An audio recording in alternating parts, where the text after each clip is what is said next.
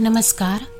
आज मैं लेकर आई हूँ लियो टोल्स्टॉय की लिखी कहानी प्रेम में परमेश्वर, जिसका हिंदी अनुवाद श्री प्रेमचंद जी ने किया है। आइए सुनते हैं। किसी गांव में मूरत नाम का एक बनिया रहता था। सड़क पर उसकी छोटी सी दुकान थी। वहां रहते उसे बहुत काल हो चुका था, इसलिए वहां के सब निवासियों को भली भांति जानता था।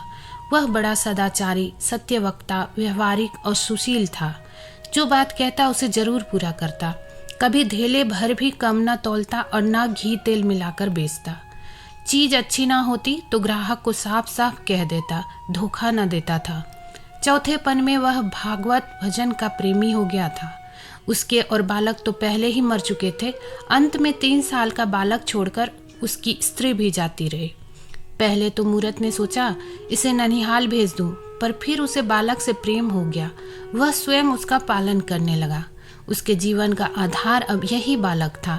इसी के लिए वह रात दिन काम किया करता था। लेकिन शायद संतान का सुख उसके भाग्य में लिखा ही न था। पल पलाकर 20 वर्ष की अवस्था में यह बालक भी यमलोक को सिधार गया। अब मूरत के शोक की कोई सीमा न थी। उसका विश्वास हिल गया। सदैव परमात्मा की निंदा कर वह कहा करता था कि परमेश्वर बड़ा निर्दयी और अन्यायी है। मारना बूढ़े को चाहिए था, मार डाला युवक को। यहाँ तक कि उसने ठाकुर के मंदिर में जाना भी छोड़ दिया। एक दिन उसका पुराना मित्र, जो 8 वर्ष से तीर्थ यात्रा को गया हुआ था, उससे मिलने आया। मूरत बोला, मित्र देखो, सर्वनाश हो गया। अब मेरा जीना अकारत है। मैं नित्य परमात्मा से यही विनती करता हूँ कि वह मुझे जल्दी इस मृत्यु लोक से उठा ले। मैं अब किस आशा पर जीऊँ? मित्र, मूरत ऐसा मत कहो। परमेश्वर की इच्छा को हम नहीं जान सकते। वह जो करता है ठीक करता है। पुत्र का मर जाना और तुम्हारा जीते रहना विधाता के वश है, और कोई इसमें क्या कर सकता है? तुम्हारे शोक का मूल कारण यह है कि तुम अपने सुख में सुख मानते हो, पराये सुख से सुखी नहीं होते। मरते मूरत, तो मैं क्या करूं? मित्र, परमात्मा की निष्काम भक्ति करने से अंतःकरण शुद्ध होता है। जब सब काम परमेश्वर को अर्पण करके जीवन व्यतीत करोगे तो तुम्हें परमानंद प्राप्त होगा। मूरत, चित्त स्थिर करने का कोई उपाय तो बतलाइए। मित्र, गीता, भक्तमाल आदि ग्रंथों का श्रवण, पाठन, मनन क्या करो। ये ग्रंथ धर्म, अर्थ, काम, मोक्ष चारों फलों को देने वाले हैं। इनका पढ़ना आरंभ कर दो। चित्त को बड़ी शांति प्राप्ति होगी। मूरत ने इन ग्रंथों को पढ़ना आरंभ किया। थोड़े ही दिन में इन पुस्तकों से उसे इतना प्रेम हो गया कि रात को 12-12 बजे तक गीता आदि पढ़ता और उसके उपदेशों पर विचार करता रहता था। पहले तो वह सोते समय छोटे पुत्र का स्मरण करके रोया करता था। अब सब भूल गया। सदा परमात्मा में लवलीन रहकर आनंद पूर्वक अपना जीवन बिताने लगा। पहले इधर उधर बैठकर हंसी ठट्ठा भी कर लिया करता था, पर अब वह समय व्यर्थ न खोता था। या तो दुकान का काम करता था या रामायण पढ़ता था। तात्पर्य यह कि उसका जीवन सुधर गया। एक रात रामायण पढ़ते पढ़ते उसे ये चौपाइयाँ मिली। एक पिता के विपुल कुमारा, होई पृथक गुणशील अचारा। कोई पंडित, कोई तापस ज्ञाता, कोई धनवंत शूर, कोई दाता। कोई सर्वज्ञ धर्मरत कोई, सब पर पीता ही प्रीति सम होई। अखिल विश्व यह मम उपजाया, सब पर मोही बराबर दाया। मूरत पुस्तक रखकर मन में विचारने लगा कि जब ईश्वर सब प्राणियों पर दया करते हैं तो क्या मुझे सभी पर दया न करनी चाहिए? तत्पश्चात सुदामा और सबरी की कथा पढ़कर उसके मन में यह भाव उत्पन्न हुआ कि क्या मुझे भी भगवान के दर्शन हो सकते हैं? यह विचारते विचारते उसकी आंख लग गई। बाहर से किसी ने पुकारा, मूरत। बोला, मूरत देख, याद रख, मैं कल तुझे दर्शन दूंगा। यह सुनकर वह दुकान से बाहर निकल आया। वह कौन था? वह चकित होकर कहने लगा, यह स्वप्न है अथवा जागृति?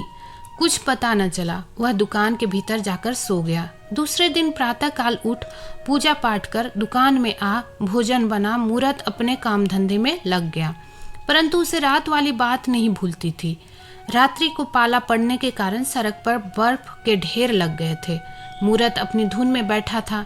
इतने में बर्फ हटाने को कोई कूली आया। मूरत ने समझा कृष्णचंद आते हैं। आंखें खोलकर देखा कि बूढ़ा लालू उर्फ बर्फ हटाने आया है। हंसकर कहने लगा, अबे बूढ़ा लालू, और मैं समझू कृष्ण भगवान। वाह हरि बुद्धि! लालू बर्फ हटाने लगा। बूढ़ा आदमी था, शीत के कारण बर्फ न हटा सका, थक कर बैठ गया और शीत के मारे कांपने लगा। मूरत ने सोचा कि लालू को ठंड लग रही है, इसे आग तपा दूं। मूरत, लालू भैया यहाँ आओ, तुम्हें ठंड सता रही है, हाथ सेक लो। लालू दुकान पर आकर धन्यवाद करके हाथ सेकने लगा।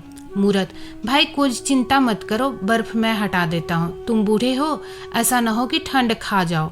लालू, तुम क्या किसी की बाट देख रहे थे? मूरत, क्या कहूँ, कहते हुए लज्जा आती है। रात मैंने एक ऐसा स्वप्न देखा कि उसे भूल नहीं सकता। भक्तमाल पढ़ते पढ़ते मेरी आंख लग गई। बाहर से किसी ने पुकारा, मूरत। मैं उठकर बैठ गया। फिर शब्द हुआ, मूरत, मैं तुम्हें दर्शन दूंगा। बाहर जाकर देखता हूँ तो वहाँ कोई नहीं। मैं भक्तमाल में सुदामा और शबरी से के चरित्र पढ़कर यह जान चुका हूँ कि भगवान में परमेश्वर होकर किस प्रकार साधारण जीवों को दर्शन दिए हैं। वही अभ्यास बना हुआ है। बैठा कृष्णचंद्र की राह देख रहा था कि तुम आ गए। लालू, जब तुम्हें भगवान से प्रेम है तो अवश्य दर्शन होंगे। तुमने आग न दी होती तो मैं मर ही गया था।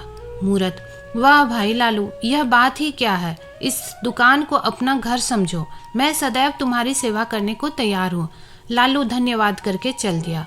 उसके पीछे 2 सिपाही आए, उनके पीछे एक किसान आया, फिर एक रोटी वाला आया। सब अपनी राह चले गए। फिर एक स्त्री आई, वह फटे पुराने वस्त्र पहने हुए थी। उसकी गोद में एक बालक था। दोनों शीत के मारे कांप रहे थे। मूरत, माई बाहर ठंड में क्यों खड़ी हो, बालक को जाड़ा लग जाएगा, भीतर आकर कपड़ा ओढ़ लो। स्त्री भीतर आई। मूरत ने उसे चूल्हे के पास बिठाया और बालक को मिठाई दी। मूरत, माई तुम कौन हो? स्त्री, मैं एक सिपाही की स्त्री हूँ। 8 महीने से न जाने कर्मचारियों ने मेरे पति को कहाँ भेज दिया है, कुछ पता नहीं लगता। गर्भवती होने पर मैं एक जगह रसोई का काम करने पर नौकर थी। जो ही यह बालक उत्पन्न हुआ, उन्होंने इस भय से कि 2 जीवों को अन्न देना पड़ेगा, मुझे निकाल दिया। 3 महीने से मारी मारी फिरती हूँ, कोई टहलनी नहीं रखता। जो कुछ पास था सब बेचकर खा गई। इधर साहूकारीन के पास जाती हूँ, 7 नौकर रख ले। मूरत, तुम्हारे पास कोई ऊनी वस्त्र नहीं है? स्त्री, वस्त्र कहाँ से हो, छदाम भी तो पास नहीं। मूरत, यह ले लो, इसे ओढ़ लो। स्त्री, भगवान तुम्हारा भला करे, तुमने बड़ी दया की। बालक शीत के मारे मरा जाता था।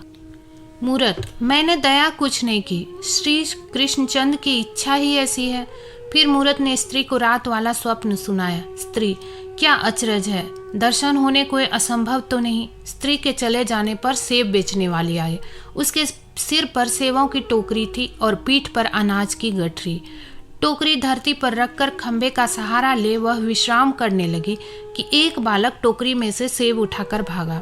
सेब वाली ने दौड़कर उसे पकड़ लिया और सिर के बाल खींचकर मारने लगी। बालक बोला, मैंने सेब नहीं उठाया।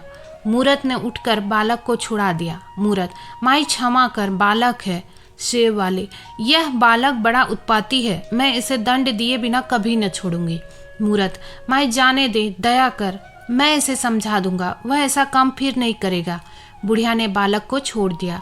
वह भागना चाहता था कि सूरत ने उसे रोका और कहा, बुढ़िया से अपना अपराध क्षमा करा और प्रतिज्ञा करो कि चोरी नहीं करोगे। मैंने आप तुम्हें सेब उठाते देखा है, तुमने यह झूठ क्यों कहा? बालक ने रोकर बुढ़िया से अपना अपराध क्षमा कराया और प्रतिज्ञा की कि फिर वह झूठ नहीं बोलूंगा। इस पर मूरत ने उसे एक सेब मोल दे लिया। बुढ़िया, वाह वाह, क्या कहना है, इस प्रकार तो तुम गांव के समस्त बालकों का सत्यानाश कर डालोगे। यह अच्छी शिक्षा है, इस तरह तो सब लड़के शेर हो जाएंगे। मूरत, माँ यह क्या कहती हो, बदला और दंड देना तो मनुष्यों का स्वभाव है, परमात्मा का नहीं, वह दयालु है। यदि इस बालक को एक सेब चुराने का कठिन दंड मिलना उचित है तो हमको हमारे अनंत पापों का क्या दंड मिलना चाहिए? माई सुनो, मैं तुम्हें एक कहानी सुनाता हूँ। एक कर्मचारी पर राजा के 10,000 रुपये आते थे। उसके बहुत विनय करने पर राजा ने वह ऋण छोड़ दिया। उस कर्मचारी की भी अपने सेवकों से 100-100 रुपये पावने थे। वह उन्हें बड़ा कष्ट देने लगा। उन्होंने बहुतेरा कहा कि हमारे पास पैसा नहीं है, ऋण कहाँ से चुकावें। कर्मचारी ने एक न सुने, वे सब राजा के पास जाकर फरियादी हुए। राजा ने उसी दिन कर्मचारी को कठिन दंड दिया। तात्पर्य यह कि हम जीवों पर दया नहीं करेंगे तो परमात्मा भी हम पर दया नहीं करेगा। बुढ़िया, यह सत्य है, परंतु ऐसे वर्ताव से बालक बिगड़ जाते हैं। मूरत, कदापि नहीं, बिगड़ते नहीं वरन सुधरते हैं। बुढ़िया टोकरा उठाकर चलने लगी कि उसी बालक ने आकर विनय की कि माई, यह टोकरा तुम्हारे घर तक मैं पहुंचा आता हूँ। रात्रि होने पर मूरत भोजन करने के बाद गीता पाठ कर रहा था कि उसकी आंख झपकी और उसने यह दृश्य देखा। मूरत, मूरत। मूरत बोला, कौन है? मैं लालू। इतना कहकर लालू हंसता हुआ चला गया। फिर आवाज आई, मैं हूँ। मूरत देखता है कि दीन वाली स्त्री आई है और बालक को गोद में लिए सम्मुख आकर खड़ी हुई, हंसी और लोप हो गए। फिर शब्द सुनाई दिया, मैं हूँ। देखा कि सेब बेचने वाली और बालक हंसते हंसते सामने आए और अंतर्ध्यान हो गए। मूरत उठकर बैठ गया। उसे विश्वास हो गया कि कृष्णचंद्र के दर्शन हो गए, क्योंकि प्राणी मात्र पर दया करना ही परमात्मा का दर्शन है। दोस्तों, कहानी पसंद आए तो लाइक ज़रूर कर दीजिएगा और ऐसी ही कहानियाँ सुनने के लिए हमारे चैनल को सब्सक्राइब कर लीजिए। मिलते हैं अगली वीडियो में, तब तक के लिए धन्यवाद।